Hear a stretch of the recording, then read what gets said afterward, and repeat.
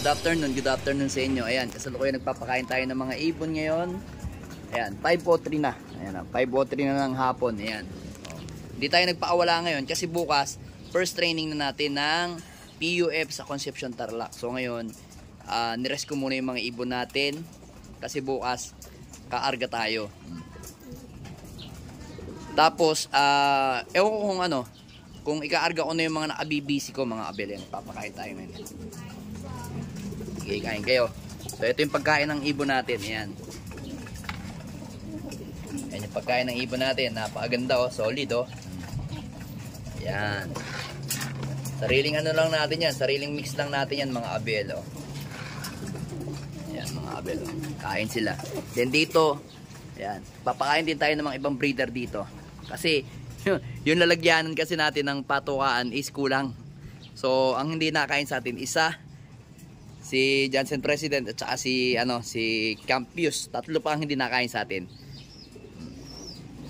Kasi nga kaya tayo sa kanila. Hindi natin sila hindi ako nakuha ng maraming lalagyanan kasi nga yung iba naman kasi pagka naisa lang natin, sobra-sobra tayo sa patukaan. So ngayon, kung mapapansin nyo, parang dumami ang breeder natin. Ayun no, puno doon. Oh, yung dalawa. Tapos si Peter Maselan. Ayan, halos napuno yung natin, mga kulungan natin dito. Tapos meron tayong dalawa sa baba, nakak. So ngayon, kaya napuno tayo dahil winalay na natin yung ibon natin na ito. Yan, winalay na natin to. Si Jansen Arandok na may pasok na email. Ayan o. Ayan yung pang-stock bird natin.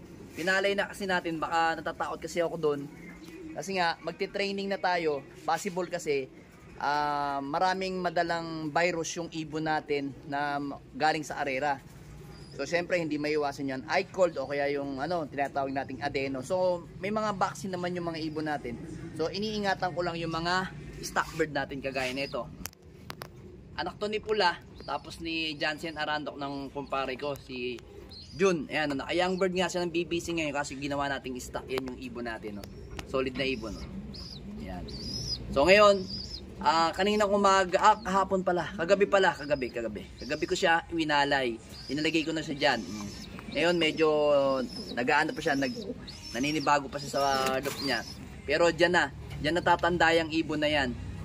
Kasi hindi na siya pwede sa loop kasi baka mahawa siya ng mga sakit pagkagaling sa arera. Iba pa rin yung stock bird nakalayo sa flyer mga abel. Yan yung ibon no. Hen po yan, hen yan. Gandang ibon yan, solid yan no? Manang-mana sa nanay niya yung ilong, pero yung katawan niya mana kay Jansen Arandok. Ayan. Yung Jansen Arandok na yon may pasok na Jansen President mga abel. So ito may pasok na Jansen President. Kaya ito kapatid niya yun. Yun kapatid niya yun. Yan. Bale hindi pala ba? Kadugo. Bale ano ba to?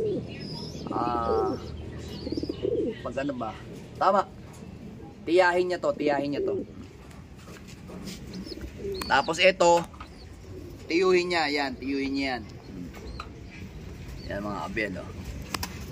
Tapos pinalay din natin yung dalawa nating ibon na to. Ayan mga abel oh. Ayan. Nakita ko sa inyo yung ating dalawang stock bird pa na nandun sa loop. So naninibago pa sila. Hindi pa sila masyado nagkakakain. Okay lang yan.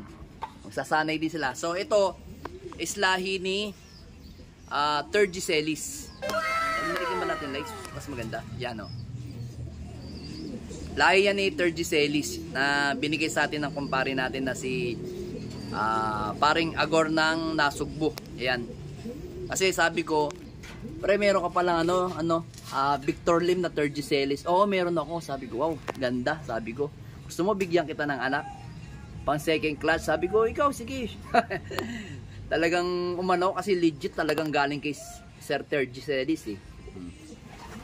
Ito medyo medyo alin ba yung pearl eye? Ito pearl eye pala to, ibon na to. Pearl eye yan. Yan, may may personalized na AJ Ra. Hindi ko masyadong makita yung sing-sing eh. Ayun, CJ. Nakalagay dyan sa sing-sing, CJ Ra. Si Jaira, si Jaira ba pangalan? Si Jaira Loop, yan. Si JRA Loop, yan nakalagay eh. O yan. Pares silang hen. Ganda pa naman ng ibon, no. Yan ito, yung kapatid. Ito medyo makinis. Ito malamang mana to sa tatay. Yung tatay kasi medyo yellow red o chestnut eyes. Yan. Tapos yung nanay nila, ito ang tatay, stitch. Stitch yan. Kaya gustong gusto ko. Kaya parang tumaas yung ano nila. Bloodline kasi Victor Lim kasi may pasok din yung Vandenbroek tsaka Stitch eh. Pinasukan pa niya ng Stitch. Ni paring Agor. Ayan. Ito. Ito medyo malaki ang katawan nito. Ano, pag nakita nyo sa personal to, maliliit na ibon. Pero ang katawan talagang bulto. Malaki talaga. Talagang buong-buo ang katawan yan. Hindi yan ano, hindi yan sasabihin nyo na maliit na ibon. Maliit lang sila pero pag hinawakan nyo, maganda yung ano, katawan nila. So yun no, tumitingin-tingin sila dito sa kanilang area. Sa dati nilang loop. So lagyan nga muna natin sila ng konti pa. Kaya kita nyo yung piece ng patuka ko yan mga kabel. Oh. Sakto lang yung timplada natin. Ano? Ganda. Ganda ng mix natin. Then dito, yan o, sinasanay natin sila. Ito tubig nyo. Ayun tubig nyo, ayun, ang tubig nyo 6-in-1. Yan yung gamit natin ngayong Monday. Yan o. Inom kayo, inom. Kung ayaw ninyong ano, tumuka.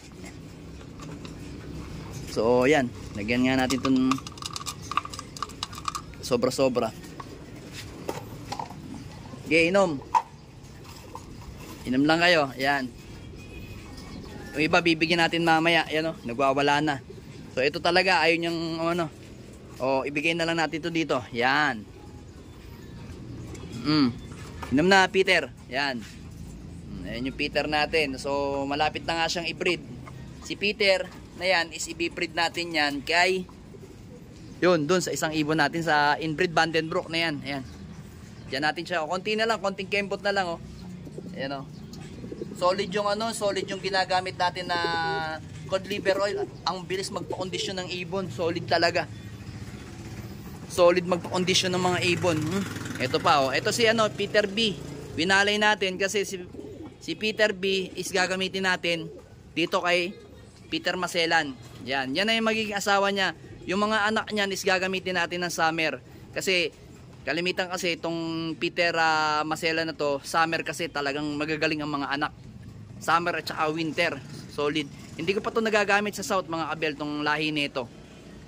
Pero to north to south na subukan natin talagang magaling. Nagpo-produce ng winning. Tapos ito nga, ito anak niyan. Ito si Rigor. Ayan. Ito yung tatay.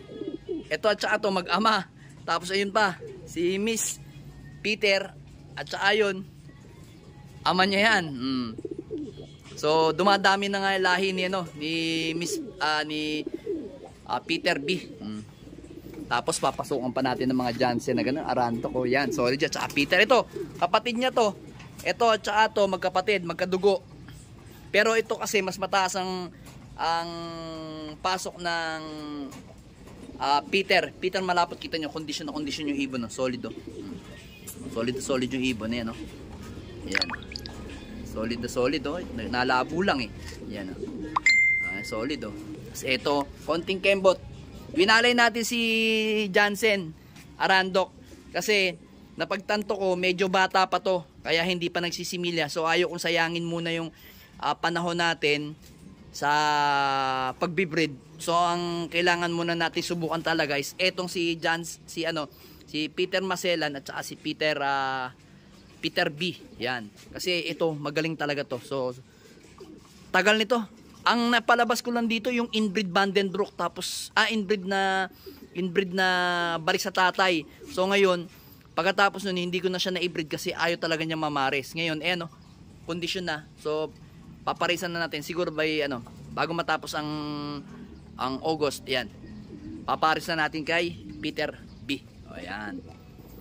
Yan yung update ko sa mga ibon natin. So ito naman ang lalaki na ng mga young bird. Ayan oh, solid na mga young bird na. Ayan, nakasingsingan na natin yan. Yung isa niyan, singsing ng BBC South at saka yung isa naman is naka TGRC.